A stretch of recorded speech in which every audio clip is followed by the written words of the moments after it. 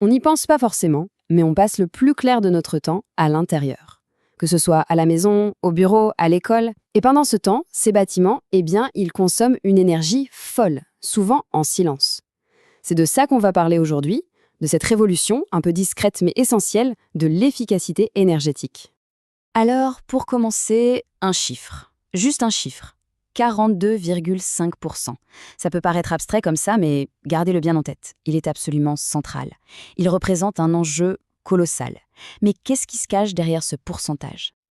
Eh bien non, ce n'est pas l'industrie lourde, ce n'est pas non plus le transport, toutes nos voitures, nos camions, non.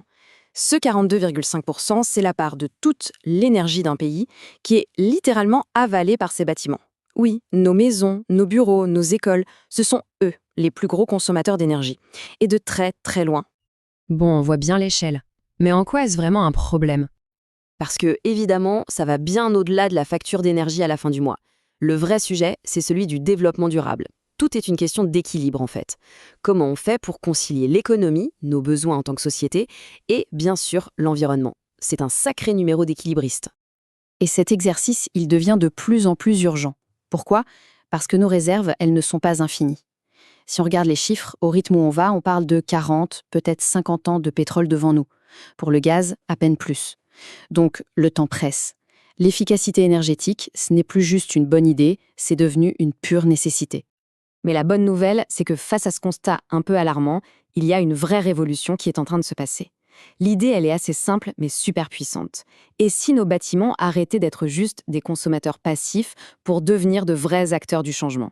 Le chemin à suivre, il est assez clair. On part de ce qu'on appelle souvent des passoires énergétiques, ces bâtiments qui fuient la chaleur de partout, pour aller vers des bâtiments basse consommation.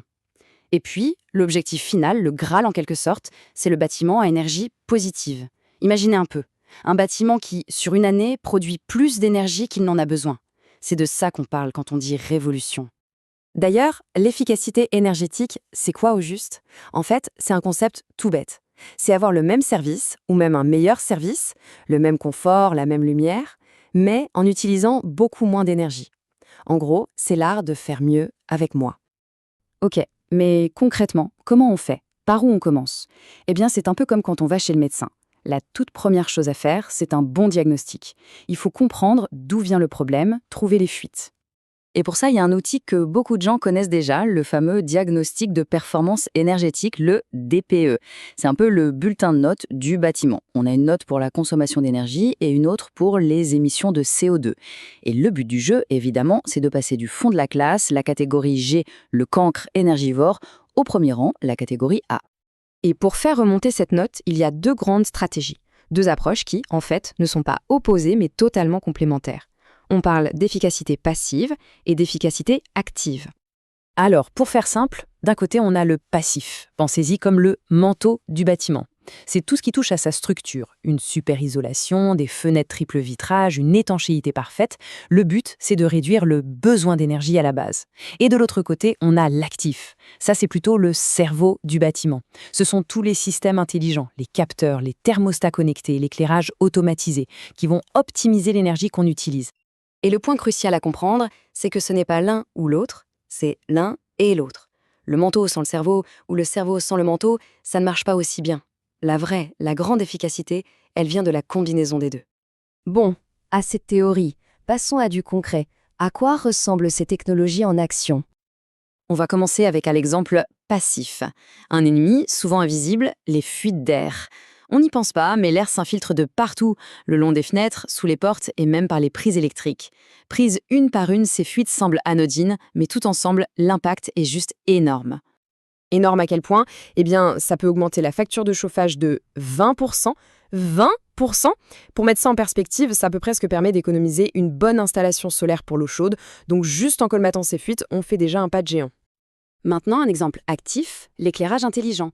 C'est simple, des détecteurs de présence qui éteignent la lumière quand il n'y a plus personne, des capteurs qui mesurent la lumière naturelle et qui ajustent l'éclairage artificiel en conséquence. En bref, le cerveau s'assure qu'on utilise la lumière que là où il faut et quand il faut. Fini le gaspillage. Et là aussi, le chiffre derrière est assez dingue. 70%. Mais 70% de quoi au juste ? C'est le potentiel d'économie totale.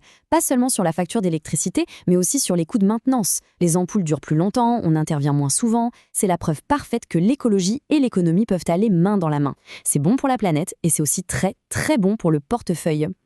Tout ça nous amène à une question de fond. Et si on arrêtait de voir nos bâtiments comme de simples consommateurs? Et si on commençait à les voir comme des centrales énergétiques en puissance? La question, aujourd'hui, ce n'est plus de savoir si c'est possible. On sait que ça l'est. La vraie question, c'est à quelle vitesse peut-on y arriver?